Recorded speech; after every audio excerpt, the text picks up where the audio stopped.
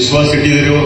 ನಮ್ಮ ತಂದೆ ತಾಯಿ ಆಶೀರ್ವಾದದಿಂದ ಇವತ್ತು ಪ್ರಕಾಶ್ ಅಣ್ಣ ರಾಜಕೀಯದಾಗಿ ಇವತ್ತ ಶಾಸಕರಾಗಿ ಲೋಕಸಭಾ ಸದಸ್ಯರಾಗಿ ಈಗ MLC ಆಗಿ ಡೆಲ್ಲಿ ಪ್ರತಿನಿಧಿಯಾಗಿ ಈ ಭಾಗದಾಗ ಒಂದು ಒಳ್ಳೆ ಸೇವೆ ಮಾಡ್ಕೊಂಡು ಬಂದಿದ್ದಾರೆ. ನಂದು ಬರೋ ದಿನಮಾನದಲ್ಲಿ ಎರಡು ಗುರಿ ಐತಿ.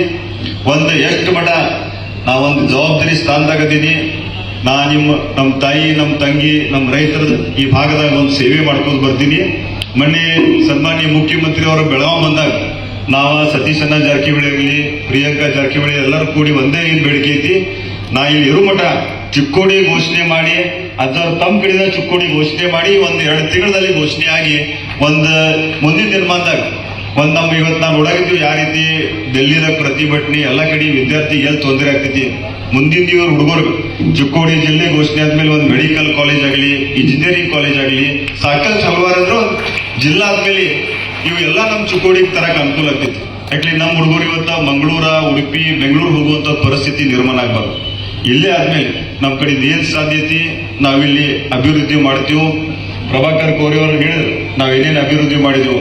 ಈದ್ ಬಿಟ್ಟು ಬರುವ 6 ತಿಂಗಳಲ್ಲಿ ವಿಶೇಷ ಚಿಕ್ಕೋಡಿ ಈಗಾಗಲೇ ಬಜೆಟ್ ಸ್ಯಾಂಕ್ಷನ್ ಆಗೈತಿ. ನನ್ನ ಪ್ರಕಾರ 50 ಲಕ್ಷ ರೂಪಾಯಿದಾಗ ಬೋರ್ವೆಲ್ ಸುಮಾರು 18 ಬೋರ್ವೆಲ್ ಇಲ್ಲಿ ಡ್ರಿಲ್ ಮಾಡಿಸಿದೆವು. ಕುಡಿ ನೀರು ಎಲ್ಲೆಲ್ಲಿ ಬಾವಿಗಳು ಎಲ್ಲಿ ಸುಧಾರಣೆ ಮಾಡಬೇಕಾಗಿತ್ತು, ಬಾವಿಗಳು ಸುಧಾರಣೆ ಮಾಡಿದೆವು.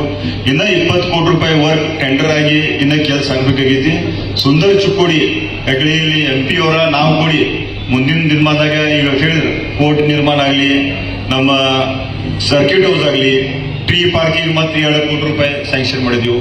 ಇಷ್ಟೆಲ್ಲ ಕೆಲಸ CPI ಆಫೀಸ್ ಹೊಸದಾಗೈತಿ, ADHO ಆಫೀಸ್ ಹೊಸದಾಗೈತಿ. ಇಷ್ಟೆಲ್ಲ ಕೆಲಸ ಮಾಡ್ಬೇಕಾದ್ರೆ ಶಾಂತವಾಗಿ ನಾನು ಮುಂದಿನ ಹಿರುಕುಡಿ ಮತ್ತೆ ಯಕ್ಷಂಬ ಕಾರ್ಯಕ್ರಮ ಐತಿ, ಅಜ್ಜವ್ರ ಅವ್ರ 2 ಮಾತು ಅವರು ಕೂಡ ಮಾಡಿ, ಆಶೀಲ್ ಅವರು ಕೂಡ ಮಾಡ್ತಾರೋ. ಆಶೀಲ್ ಅವರು ಮಾಡಿ ಈ ಕಾರ್ಯಕ್ರಮ ತಾವು ಎಲ್ಲರೂ ಬಂದಿದ್ದೀರಿ. ತಮ್ಗೆಲ್ಲರಿಗೂ ನಮ್ಮ ಕುಟುಂಬ ಆಗಲಿ, ವೈಯಕ್ತಿಕ ಈ ಸಂದರ್ಭದಲ್ಲಿ ತಮ್ಗೆಲ್ಲರಿಗೂ ಅಭಿನಂದನೆ ಹೇಳ್ತೀನಿ.